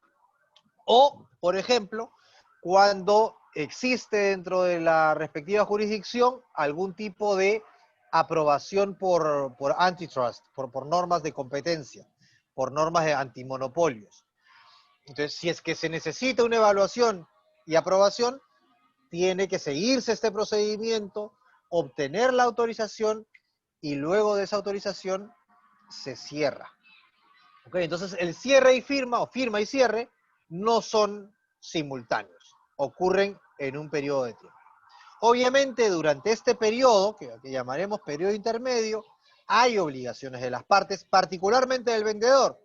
¿Por qué? Porque el comprador quiere asegurarse que la empresa por la que está firmando este contrato va a ser la misma de acá a, por ejemplo, 6 meses, cuando se logre el cierre. Entonces, por ejemplo, no sé, pues, no se pueden hacer reducciones de capital, no se pueden tomar nuevos endeudamientos salvo autorización, no se pueden traer nuevos accionistas. O sea, hay una serie de cosas que no se pueden hacer durante este periodo, de acuerdo a lo que diga el contrato, para salvaguardar el valor que ha determinado el comprador el día 1. ¿Okay? Y algo que justo acabo de comentar y creo es bien importante para los siguientes slides, es tener muy claro que, por lo menos bajo ley peruana, estos contratos son libres. O sea, son muy pocas las normas de obligatorio cumplimiento. Por lo tanto, las partes pueden al final establecer básicamente lo que quieren. ¿Ok? Entonces, se tiene este periodo intermedio, se llega al cierre, pero igual, como en el otro caso, como en la primera opción, entre el cierre, o mejor dicho, después del cierre, pueden haber algunos ajustes del precio porque se encuentran contingencias, porque algunas contingencias se materializaron, que se va ajustando y se va usando ese dinero que ya Horacio comentó, se había depositado en una cuenta extra. Y luego pueden haber algunas obligaciones post-cierre. Por ejemplo, si es que hay algunas autorizaciones posteriores que obtener, se dice, ok, ¿sabes qué? Tú, vendedor, si bien ya me vendiste, quiero que me apoyes en la obtención de estas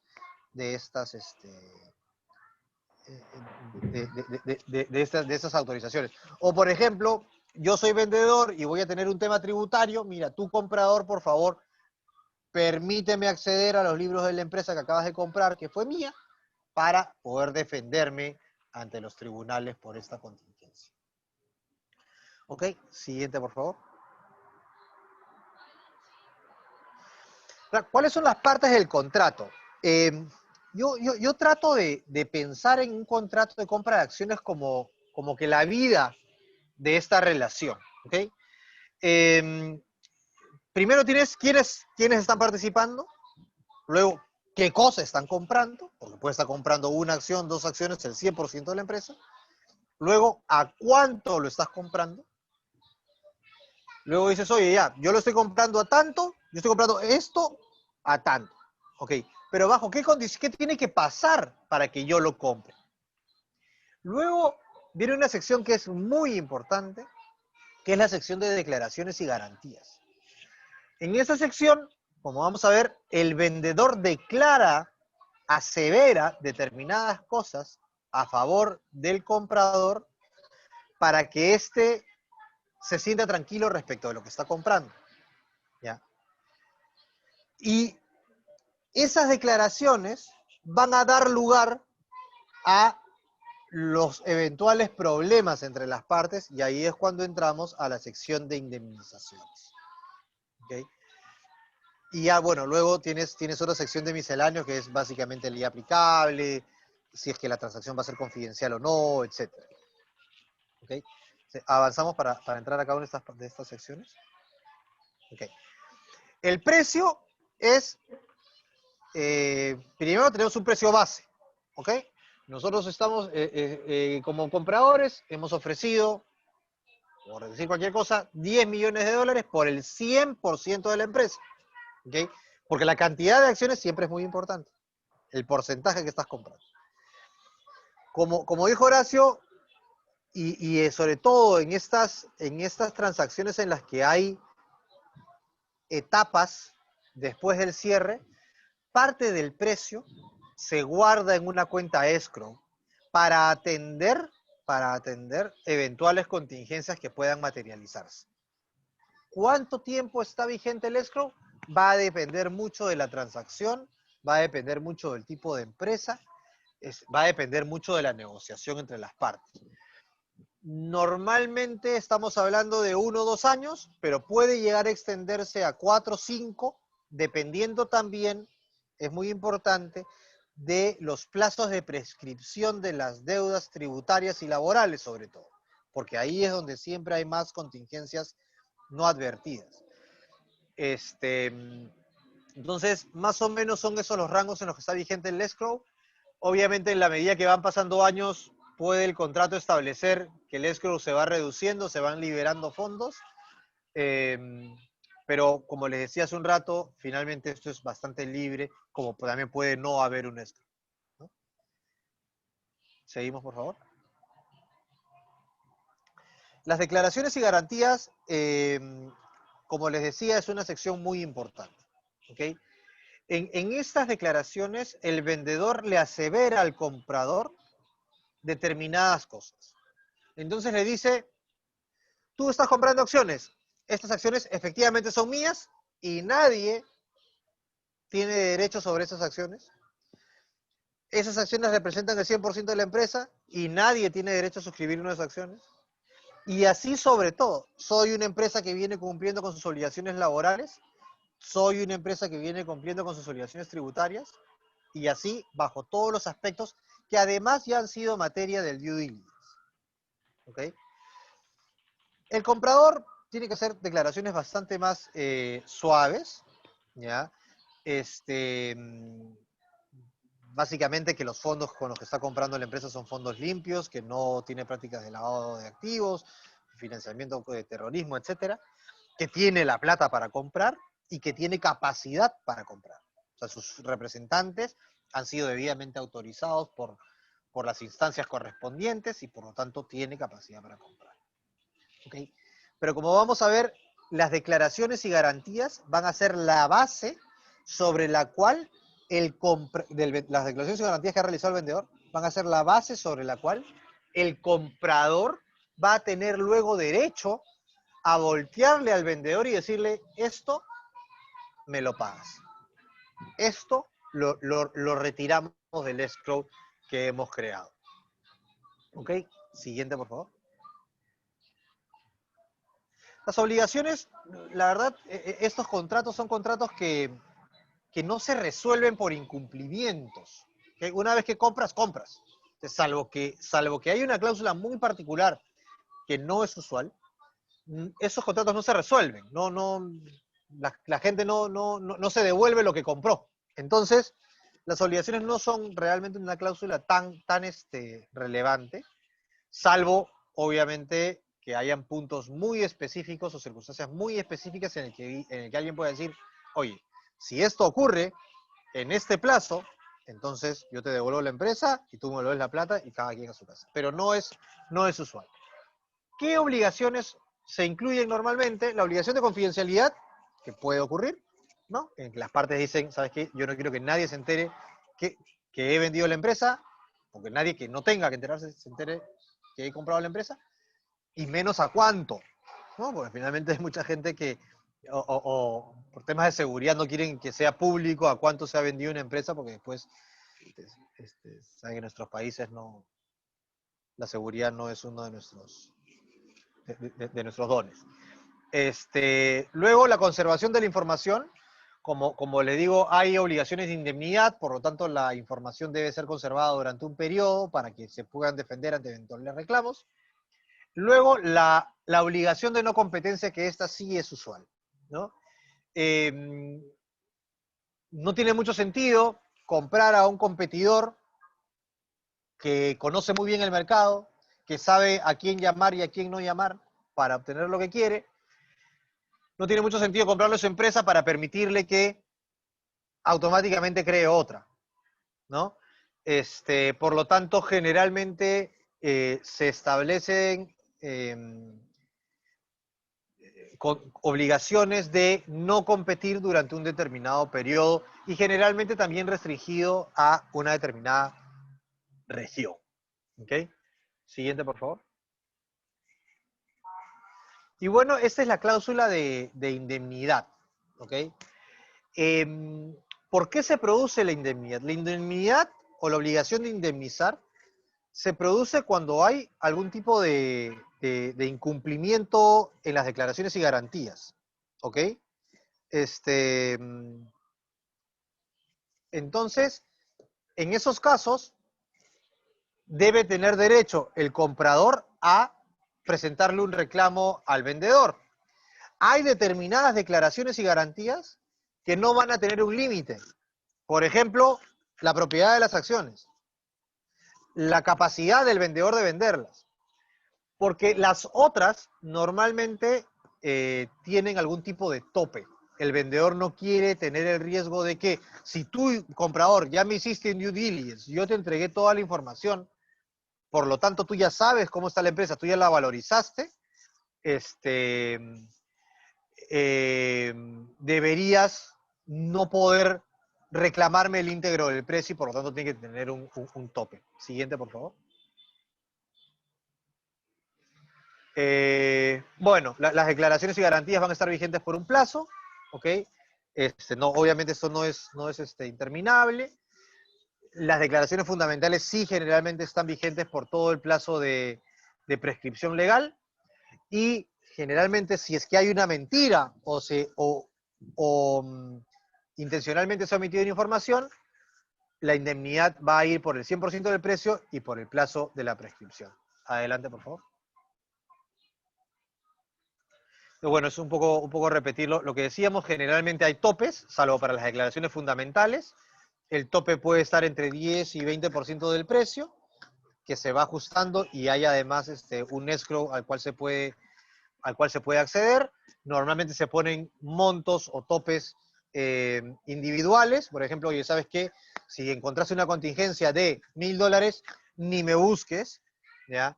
Luego hay un monto mínimo indemnizable en la medida que vas sumando. Oye, ¿sabes qué? Si encontraste sumadas varias contingencias, $50,000, estamos hablando de una operación de $100 millones, ni me toques la puerta. Y también esos $50,000 iniciales podría ser un deducible, ¿no? Esa parte no se cobra. La siguiente, por favor. Bueno, este es un cálculo de más o menos cómo se termina indemnizando. Tienes un monto mínimo de 15.000, un monto mínimo total de 250.000 y un deducible de 125. Entonces, aquí se establecen cuáles son las que sí suman, ¿no? Y cuáles al final lo que va a tener que indemnizarse respecto del precio total. ¿Ok? Siguiente, por favor. Carlos, Horacio y Carlos Canto. Ya llevamos 1 hora 40 minutos, así que voy a dar pase a preguntas. Creo que la parte 4, digamos, como se va a distribuir finalmente la presentación, la parte 4 la pueden revisar. Es bastante, sigue siendo bastante interesante, pero es ya un poco más local para Perú. Pero igual se puede extrapolar a México y otros países de Latinoamérica, pero igual de alguna forma la vamos a poner. Entonces, paso a las preguntas que están por acá. Métodos para valorizar. Carlos Canto, ¿hay métodos específicos para valorizar startups? Gracias, José Luis. Bueno, la verdad que hay, creo, más de 10 métodos para valorizar startups. El costo de reposición, múltiplos de mercado, comparación, el de las 5X+, en fin. Pero para responder puntualmente a la pregunta, el flujo de caja descontado sumado a la metodología de Monte Carlo, es la metodología que nos permite estimar más de 100.000 escenarios de ocurrencia. Creo que es el método que solemos recomendar para la valorización de startups. Ahí la principal dificultad de una startup es no tener una data histórica y difícil de poder predecir qué escenario la empresa podría afrontar en el futuro. Entonces, ahí haciendo un poco de ingeniería financiera, se pueden sí simular, con la ayuda de software especializados, miles de escenarios y tratar de determinar en un rango de valor cuál sería la probabilidad de valor que tendría la startup, ¿no? Y hay otra pregunta con respecto a metodología para valorizar marca. La Relief from Royalty, que parte de la premisa de que yo no soy dueño de la marca y que por lo tanto tengo que pagar una regalía. Proyecto las regalías que esperaría recibir en los próximos 5 o 10 años y los traigo a valor actual. Si hay una metodología específica y la más utilizada se conoce con el nombre de Relief from Royalty. Vale. Hay una pregunta sobre activos biológicos. Esa en realidad depende mucho del activo biológico. Si estás hablando de una cosecha, digamos, de un campo de cosecha que se cosecha 4 veces al año, como puede ser la uva o digamos otro acá, o estás hablando pues de tipo una empresa forestal. Entonces ahí sí, vida útil, horizonte de evaluación, ahí hemos visto hasta proyecciones de 100 años, o sea que depende mucho del activo biológico. Había una pregunta, no sé si Horacio o Carlos quieren comentarla, si han tenido experiencia asesorando al comprador y al vendedor a la misma vez.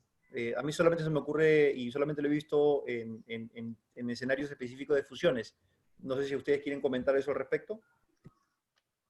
Nosotros hemos participado, pero como árbitros, no como consultores para subir o bajar el precio, inclusive ni siquiera para determinar el precio, sino para ser árbitros, para mantener todo en una negociación razonada, amigable, controlada.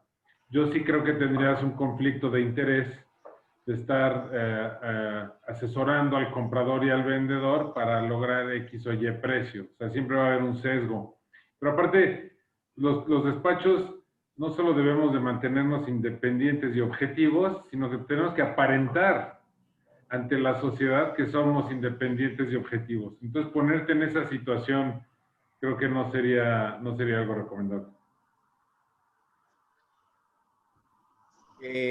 Sí, totalmente de acuerdo contigo, Horacio. Nosotros solamente lo hemos visto cuando dentro del grupo familiar o el grupo económico, que es cliente de la firma, quieren fusionar 2 empresas del mismo grupo económico, ¿no? Y básicamente es hacer, digamos, todo el trabajo de fusión contable, ¿no? Legal y demás cosas, pero no negociando para ambos lados, ¿no? Tú, Carlos, no sé si, Arata, no sé si quieres comentar algo ahí. Alguna vez lo he hecho, pero porque dio la casualidad que eran dos clientes del estudio que un día llegaron a querer hacer una transacción y dijeron, bueno, Carlos, sé tú el facilitador, como que el puente de conversación, pero definitivamente es una situación complicada, porque si te presentan oye, sabes que esta cláusula no me parece, entonces tienes que tratar de jugar con los dos sin darles realmente una posición de lo que piensas. Es difícil, ¿no? O sea, no es recomendable definitivamente. Vale. Bueno, creo que ya vimos todas las preguntas. Y un poco para cierre del webinar, solamente comentarles de que en el caso, siempre pensando en mercados latinos, ¿no? Nosotros quizás, en México quizás sea un poco más dable o más usual la compra y venta de empresas en el mercado peruano, todavía sigue siendo un poco raro verlo. Y me acordé de un dato que leí hace un par de años del mercado inglés con respecto a firmas de abogados. Creo que en un año se compraron y se vendieron 250 estudios de abogados. Entonces, la cultura que tienen ciertos países en cuanto a compra y venta de empresas, lo hacen en función de como si fuera el horizonte normal del negocio. O sea, es parte normal del negocio, digamos, vender y comprar la empresa en general, ¿no? Entonces, no sé si alguno quiere dar algunos comentarios de cierre. Sí, es verdad. Creo que en la cultura de negocios de nuestros países todavía no permea tanto esa práctica, pero la verdad es que pues, nosotros tratamos de asesorar a nuestros clientes y decirles, pues no hay que tenerle miedo, hay que explorarle. Es una forma de crecer. Bimbo lleva 20 años creciendo con adquisiciones, más que con crecimiento orgánico. Es algo muy natural. Entonces, pues bueno, es una opción para diversificarse, para aumentar de tamaño, para tal vez aumentar rentabilidad. Entonces, vale la pena explorarlo. La verdad es que sí, quitarse ese estigma de que yo nunca lo he hecho y no sé cómo se hace. Bueno, sabemos gente que sí sabemos cómo se hace. ¿Y por qué no explorar esas posibilidades, esas oportunidades?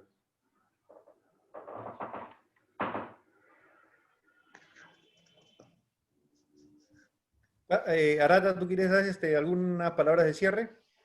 Hay justo llegó una pregunta que también podría ser tuya.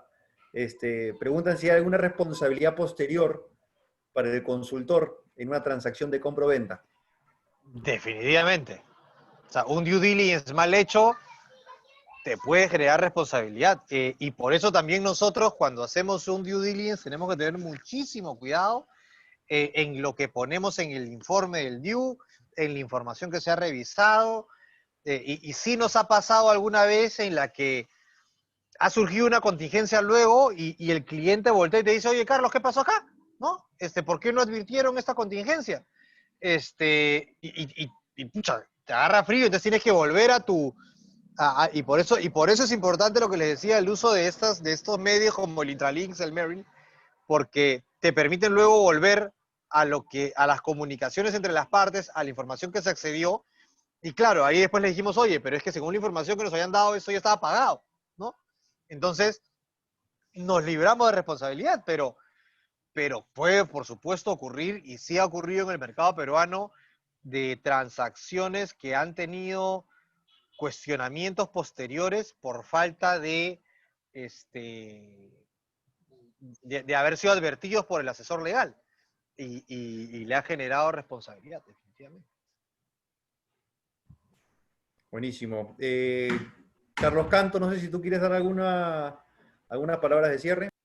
Un poco en línea, José, con lo que comentaba Horacio hace unos minutos, yo creo de que las fusiones y adquisiciones deben de ser puestas siempre dentro del mapa estratégico de las empresas, ¿no? oportunidades de generar sinergias mediante ventas parciales de accionariado, posibilidad de que los socios pueden capitalizar, monetizar el expertise y el esfuerzo de tantos años, la posibilidad de seguir creciendo. Yo creo de que sí, siempre debe ser evaluado por lo menos una vez al año. Buenísimo. Bueno, muchas gracias a todos, a los participantes, a APEF. Espero que les haya José Luis, servido.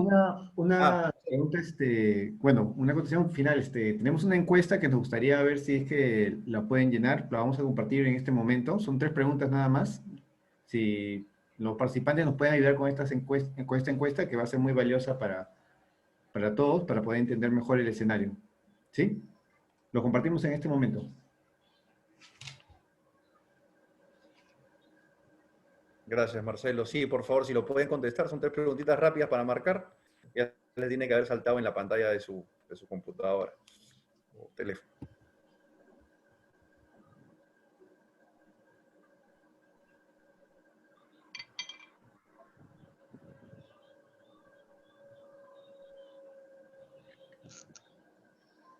Bueno, mientras que la llenan, nuevamente, muchas gracias a todos. México, a Horacio, a Carlos Arata, a Carlos Canto, a PEF, Marcelo, Alejandro, Segundo, a todos, por favor, Patricia, a todos por esto, y espero que les haya servido bastante. La verdad que hemos tratado de hacerla lo más dinámica posible y amena, siendo un tema bastante denso, ¿no? Así que nada, espero que les haya gustado mucho y espero verlos esperamos verlos próximamente en algún otro evento. Al contrario, José Luis, muchas gracias a todos ustedes. Horacio, una brillante exposición, igualmente, Carlos Canto, Carlos Arata, estupenda y brillante presentación. Creo que amerita una segunda parte, ¿verdad? Muy interesante, muchas gracias. Gracias Patricia, gracias a la asociación. A ustedes. Gracias a todos. Un placer. Muy buen día para todos. Gracias. Bueno.